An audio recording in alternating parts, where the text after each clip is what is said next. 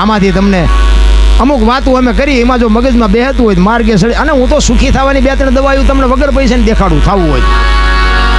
પહેલાં તો જો પહેલી દવા એ કે એક તો જાણે વ્યસન ન હોવું જોઈએ, તમે સુખી થઈ જાઓ. અત્યારે વ્યસન વગરનો આમાં લગભગ કોઈ ન હોય એવું બને નહીં. હું આગળ કરો વ્યસન ન હોય એવા હોય જ બાપુ. બીડી કે માવો કે ચા કે અફીણ કે દારૂ ગમે કાંઈ તો હોય જ. અત્યારે આપણી દુનિયા બાપુ જે વ્યસનમાં જે પૈસા નાખે છે, અને એક આ મોબાઈલ જરૂરી છે પણ વાપરતા આવડે તો ને ઢંકે લગાડી દેવું. અત્યારે હારા કલાકારો બિચારા આમ કહીને બે જાય, કેટલાય દબાવે. તમે આ આવું બોલ્યા હતા, તમે શું સમજો છો? અરે હારા કથાકારો પર જો વળી ગયા, મોબાઈલ જ ઉઠાડ્યો. એટલે તમે પ્રોગ્રામ પતે ને એટલે બધાને કહેવી છે ભૂલ ચૂક તમે માફ કરજો. ભેગું કેસેટમાં આવી જાય એટલે ઓલા આપણે છેલ્લે મોડા પડી જાય કે આ ભૂલની માફી માંગી છે, એટલે ફરીને જાહેરમાં ન મગાવે. અરે બાપુ આ અત્યાચાર ને જુલમ ને હિંસા ના આતંકવાદ ફાટી નીકળ્યો. એમને કોકને વિડીયો મોકલો ને કે હમાય રહ્યો આવડા તો ગાણા ગાય છે, કદાચ જીભ છે, કદાચ આઘું પશુ બોલી ગયા હોય, અને એની પાસે આ માફી મગાવીને શું કાઢવું છે તમારે? હું એવું નથી કહેતો કે નહીં ભૂલ થઈ હોય, કોઈ કલાકારની કોઈ કથાકારની ગમે એની કદાચ બની જાય. આ હું બોલું છું એમાંય કદાચ મારી ક્યાંક ભૂલ થઈ જતી હોય, પણ એનો અર્થ એવો તો નથી જ તેને કે ભલા મને જાહેરમાં માફી. અને જે ભજન વાળો હોય ને બાપુ, એ તો બાપુ જાહેરમાં માફી માગતા શરમ, કારણ કે એ મરી ગયેલો હોય રામ, એને કાંઈ હોય જ નહીં. હું તો તમે અત્યારે ગયો કે દરબાર માફી માગો ને જો 2 હાથ જોડીને માફી ન માગું તો ગરાય છે એના પેટનો નહીં. તમારે જો મને માફી મગાવી હોય અને જો અત્યારે તમારી સામે, કારણ કે બાપુ આ મરી ગયેલાનું કામ છે. આમાં હવાવાળાનું મેં હમણાં કીધું એમ કામ જ નથી, હવાથી ના થાય જ નહીં. અમારે બસ ભજન કરવું છે, તમને ભાવે કે ન ભાવે. સારું લાગતું હોય ભલે વિડીયો ન મોકલતા, ન સારું લાગતું હોય બીજી વખત ન બોલાવતા. બસ વાત આટલી. બાકી તો દુનિયા છે ને હાથીની અંબાડીએ ચડાવી દે ને બાપુ ઉતારીને ગધાડા ઉપર બેહારી દે, કોઈ ભરોસા નથી રામ. જીવન મળ્યું છે, કંઈક માણસને માણસ જો ઉપયોગી ન થાય કાંઈ નહીં, પણ નડવાનું ન કરતા. પડેલો માણા હોય ને એને બેઠો ન કરો કાંઈ નહીં, પણ ધક્કો મારીને હેઠો ન નાખતા. એક સુરદાસ હતો ને, સુરદાસ હાથમાં આમ દીવો લઈને ફાનસ હાથમાં હતો ને બિચારો ફરતો હતો. તો એક કોઈ ખારો ડાયો માણા છે ને એને પૂછ્યું કે સુરદાસ તમને દેખાય છે? કે ના દેખાતું નથી. તો હું દીવા લઈને રખડો છો? દેખાતું ન હોય તો દીવાની જરૂર શું? એ કે આંખું વાળા મારી યાર ભટકાઈને તેમાં દીવો રાખું છું. 1 લાખ રૂપિયાની વાત હોય એવું નથી લાગતું? એ કે મારે આંખું નથી પણ આંખું વાળા ચેક મારી યાર ભટકાય છે ને મને હેઠો નાખે છે. દીવો હોય તો ભાળે મારી યાર ભટકાય છે. અરે બાપુ જીવન જીવવાની વાતો તો કંઈક આવી ઝીણી વાતોમાં બાપુ જીવનનું પરિવર્તન થઈ જાય રામ. પણ હવે કોઈ સાંભળવા રાજી નથી, શું કરવું? મારો કહેવાનો અર્થ એ છે, સગાળસાની મેં વાત કરી. તમે વિચાર કરો કે સગાળસા વાણિયાનો દીકરો ઊંદડું મારી શકે? દીકરો કાપ્યો હોય છે ને ભરોસો કેવડો હોય છે? અને ઠીક છે મને તમને ખબર હોય કે આ બેઠો હોય ભગવાન છે, તો આપણે કદાચ કંઈક અખતરો કરવી, પણ સગાળસાને એવી ખબર નહોતી કે આર્યો ભગવાન છે.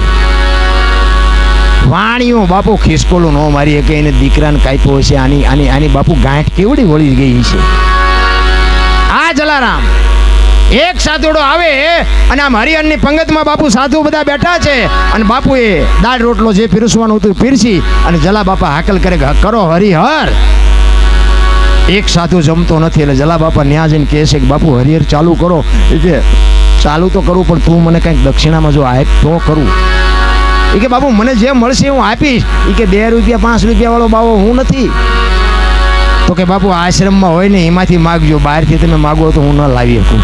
એ કે તારા આશ્રમમાં જ છે જાય. તો કે બાપુ જમી લ્યો મળી જાય. એ કે મને વચન આય. તેથી બાપુ આ ભારતનો સંત એમ કહેતો હોય કે બાપુ આ ધરતી સૌરાષ્ટ્રની છે, આ વચન માગવાના ન હોય. તમે એમ કહો જલારામ તારું માથું જોવે અને જો બીજી મિનિટ થવા દઉં તો મારી માનું ધાવણ લાજે. બાપુ જમી લ્યો, આ વચન માગવાના ન હોય રા. એ સાધુ જમી લે અને પછી ભેટ પૂજાની આમ લાઈન થઈ. જલા બાપાને જે મળતું તે બધાને આપી, અને એ સાધુ આવ્યો ને 2 હાથ જોડીને કહે છે બોલો બાપુ શું જોઈશ? સાધુના વેશમાં ભગવાનને બાપુ પરસેવો મીંડો વળવાઓ. એ કે હારો બૈરું માગવું છે ને આવડો દઈ દે તો પછી મારે કરવું શું? ભગવાનને ખબર નથી આવા ધરતી ઉપર પાક્યા છે. એટલે કીધું છે કાઠિયાવાડીમાં કોક દી તું ભૂલો પડી જા ભગવાન, એકવાર થઈ જા અમારો મહેમાન તો સ્વર્ગ ભૂલાવી દઉં. સાંભળા, અમારા ઘરમાં મુઠ્ઠી દાણા હોય તો તને રોટલો કરીને દેવું, અને દાણા નહીં હોય તો પાણીનો લોટો ભરીને ઊભા રહીશું, અને દાણા નહીં હોય ને લોટો નહીં હોય તેથી દીકરા કાપીને ખવડાવશું. પણ ભાઈડા કોક દી મહેમાન થાતો તને ખબર પડે. ઈ ભૂમિ છે, ઈ સૌરાષ્ટ્ર છે, ઈ સંતોની દેવી દેન છે.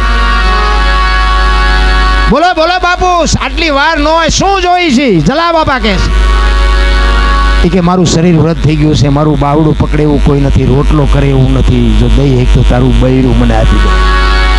બાપુ, આપણા ઘરે બાવો આવ્યો હોય ને આવો ખતરો થયો હોય શું થાય? આ બાવાની દશા શું થાય? જલા બાપાને વિચાર થયો કે બૈરું આપવામાં મને કોઈ વાંધો નથી, પણ મનમાં વિચાર કરે વીરબાઈના મનમાં શું હોય છે? એ રસોડામાં રોટલા કરે છે ને જલા બાપા અહીંયા બારણે જઈને કીધું, સાંભળ્યું કે હા, એ કે લોટવાળા હાથે જોગમાયા બહાર આવ્યા. એ કે એક સાધુ દક્ષિણા માગે છે, દઈ દો ને. એ કે પણ એની માગણી જેવી તેવી નથી. એ કે જે માગે આપણે શું કામ છે, શું રાખીને કામ છે? બાપુ જલાની આંખમાં જળજળી આવી ગયા કે મારે આ જોગમાયાને કેમ કેવું તારી માગણી કરે છે. એ કે પણ એની માગણી જેવી તેવી નથી હોય. શું કહે ખબર છે કે શું? એ કે એમ કહે છે કે તારું બૈરું મને આપી દે. તેથી આ ભારતની આર્ય નારી વીરબાઈ એમ કહેતી હોય કે ભક્તિની વેલડી તો વર્ષોથી હાલી આવતી હતી, પણ આજ ઈ વેલડીને ફળ આવ્યા એવું મને લાગે છે. મારા બાપે તમને હાથ હોંપ્યો છે, અને ઈ હાથ જો બાવાને હોંપી દો તો મને જવામાં કોઈ વાંધો નથી. બાપુ, શું આ જોગમાં એના વખાણ કરવાના? વિચાર તો કરો બાપુ.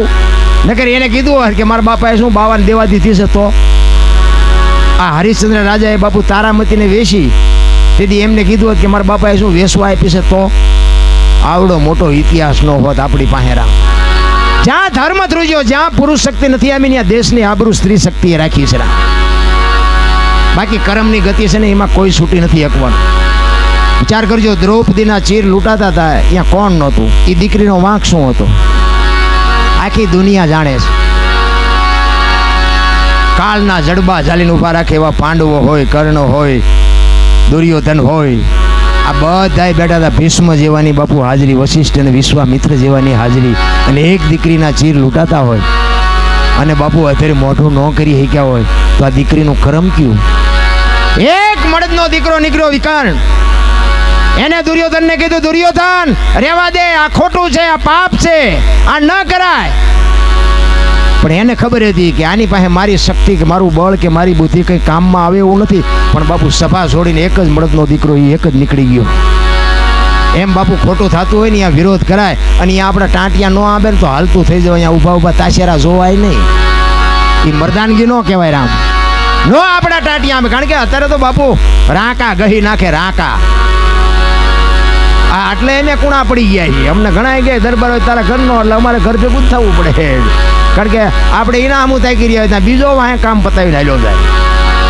કઈ કહેવા મેં હમણાં કીધું, એ માણા બોલે કઈ ને હાલે કઈ. ઓલો હજી આપણી યાર ચર્ચા કરતો હોય, ઓલો મારો દીકરો એને પણ હરી કાઢે, ક્યાં જવું? એટલે અત્યારે બાપુ પૈયા લાગીએ, પણ નાના હળવા થઈ જાઓ, હળવા જીવવાની મજા આવશે, ફૂલ જેવા થઈ જાઓ. આ જીવવાની તમે જોજો, ત્રીજા માળ કે ચોથા માળ ઉપર હાથી જેવું જનાવર ચડાવો અને પછી પડતું મૂકો, જીવે? નો જીવે. શું કામ? ફાયરે છે.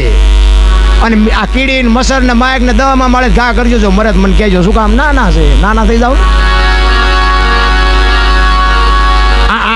ઘણી જગ્યાએ મેં પ્રોગ્રામમાં જાય ને, સ્ટેજ નાનો હોય ને માણસો જાજા હોય ને, પછી મંજૂરી ન વગાડતા હોય તો એ સડી જાય, બેઠા હોય, અમને ભીડ કરતા હોય.